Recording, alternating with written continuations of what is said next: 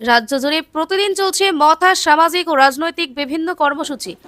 এরই অঙ্গ হিসাবে ধনপুর বিধানসভা কেন্দ্রের নিদয়া এলাকা তিপ্রামাতা মাইনরিটি সেলে সিপাহীজলা জেলা কমিটি কর্তৃক আয়োজিত এক আয়োজন করা হয়। সভায় প্রধান অতিথি হিসেবে উপস্থিত ছিলেন তিপ্রামাতা মাইনরিটি সেলের চেয়ারম্যান মোহাম্মদ শাহুব আলম মিয়া। বিগত ৪৮ বছরের রাজনৈতিক হিসাব নিকাশ ও ডিভাইড অ্যান্ড রোল পলিসি নিয়ে বিস্তারিত তথ্য সহ আলোচনা করেন রাজ্যের বিশিষ্ট সমাজসেবী তথা তিপ্রামাতা মাইনরিটি সেলের চেয়ারম্যান মোহাম্মদ শাহুব আলম মিয়া। কি বলছেন তিনি শুনুন। সোনামুড়া থেকে নিজস্ব প্রতিনিধির রিপোর্ট, ভিশন 24। সমগ্র ত্রিপুরা রাজ্যে 10% আমরা আছি, কিন্তু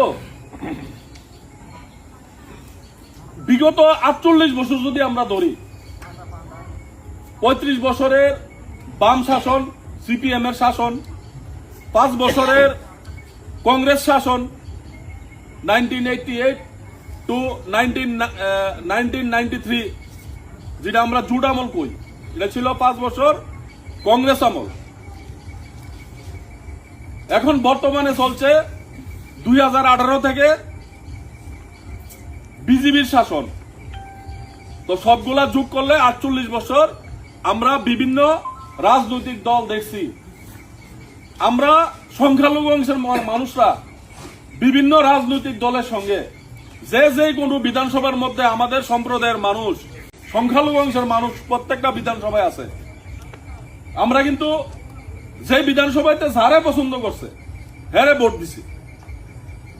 ৮ বছর আগে বিজেপি আসিল না, তখন সিপিএম কংগ্রেস দুইটা দল আসিল। কেউ সিপিএম রে ভোট দিছে, কেউ কংগ্রেস রে ভোট দিছে, কিন্তু আমরা কিন্তু বিভিন্ন বিধায়করা ভোট দিছি। বা এই ৮ বছরেও আমাদের সম্প্রদায়ের মানুষরাও বিজেপি রে ভোট দিছে, বিভিন্ন বিধানসভার মধ্যে জিতাইছে। তো আমার কথাটা বলার উদ্দেশ্য একটাই, যে এই ৪৮ বছর আমরা যে রাজনীতি করছি, বিভিন্ন দলের ভোট দিছি, আজকের দিনে আমরা বিগত কিছু বছর ধরে দেখতেছি ত্রিপুরা রাজ্যে একটা অশৃঙ্খল পরিবেশ, আমাদের উপরে একটা নির্যাতন বিভিন্ন জায়গায় বিভিন্ন বিধানসভার মধ্যে হয়েছে। তো আমরা দেখছি তো বিভিন্ন বিধানসভার মধ্যে। তাইলে আমরা এটাই ডিসাইড করতে পারছি না যে আমাদের পক্ষ হইয়া আমাদের উপর যখন নির্যাতন, আক্রমণ, আমরা যখন লাঞ্ছিত বঞ্চিত হই, তাহলে আমাদের পক্ষ হইয়া কে কথা বলব? আমরা চিন্তা করতে পারি যে আমাদের পক্ষ হইয়া কে কথা কইব? আমরা শুধু একটা কথাই কই যে আমাদের পাশে মহান রব্বুল আলামিন আছে, আল্লাহর উপরে ছেড়ে দিই। কিন্তু যারা আমাদের ভোট নিয়ে ৪৮ বছর রাজনীতি করতেছে, সিপিএম এর নেতা, কংগ্রেসের নেতা, বিজেপির নেতা, বিভিন্ন সময় আমরা ভোট নিছে, ৫ বার এমএলএ হয়েছে, মন্ত্রী হয়েছে, আপনাদের বিধানসভার চিফ মিনিস্টার হয়েছে, মুখ্যমন্ত্রী হয়েছে তো বা এরকম বিভিন্ন বিধানসভার মধ্যে, যেরকম বক্সনগর মিনিস্টার হয়েছে, ৫ বার জয়ী হয়েছে, ৬ বার জয়ী হয়েছে বিধায়করা। তো বর্তমানে ত্রিপুরা রাজ্যে যারা আমরা এমএলএ বানাইছিলাম, বিধায়ক বানাইছিলাম, মন্ত্রী বানাইছিলাম, তারা বর্তমানে আছে তো? তারা বর্তমানে আছে না? তো তারা যদি বর্তমানে থাকে, আমাদের উপরে যখন এসব ধার্মিক আক্রমণ, আমাদের উপরে যখন দিদার হোসেনের মতন একটা রিক্সাওয়ালারে জ্বালাই লাউনের চেষ্টা করে, একটা কুরবানের ইস্যু নিয়া একটা মার বাড়ি জ্বালাই দেওয়া হয়, উদয়পুরে ভাঙ্গে দেওয়া হয়, তখন ওই নেতাগুলারে দেখছেন সামনে দাঁড়াইয়া কথা কইতে? দেখছেন কেউ?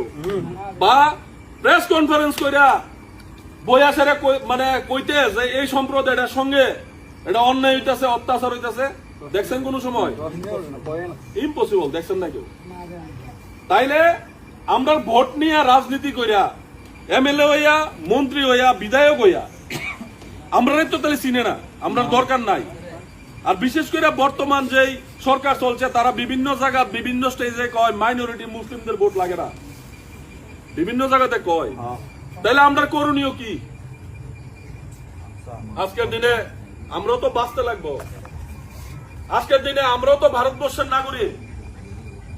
আজকের দিনে দেশের মধ্যে যে একটা অশৃঙ্খল পরিবেশ, ইংরেজের সময় যে জালিয়ানওয়ালা বাগের হত্যাকাণ্ডের কথা আপনারা শুনছিলেন, ইতিহাস বইয়ে পড়ছিলেন যে ভারতীয়রে গুলি করছিল, কারণ ইংরেজের শাসনে আমাদের ভারতীয় নাগরিকরা ইংরেজের পুলিশ প্রশাসনে যুক্ত আছিল, চাকরি করত। তো ইংরেজ যদি কইতো যে ওইখানে আন্দোলন হইতেছে, দেশ স্বাধীনতার আন্দোলন হইতেছে, তার আগে গুলি করো, তখন গুলি কে করতো? আমার ভারতীয় ভাই, আমার ভারতীয় মানুষকে গুলি করত। তো আজকের দিনে আমরা ভারতবর্ষের বিভিন্ন জায়গায়, রাজ্যের বিভিন্ন জায়গায় আমরা দেখতে পাই ধর্মের নামে, বর্ণের নামে, রাজনীতির নামে, জাতির নামে ভাই ভাইয়ের উপরে আক্রমণ করতেছে। বিভিন্ন সময় সোশ্যাল মিডিয়াতে আমরা দেখতে পাই।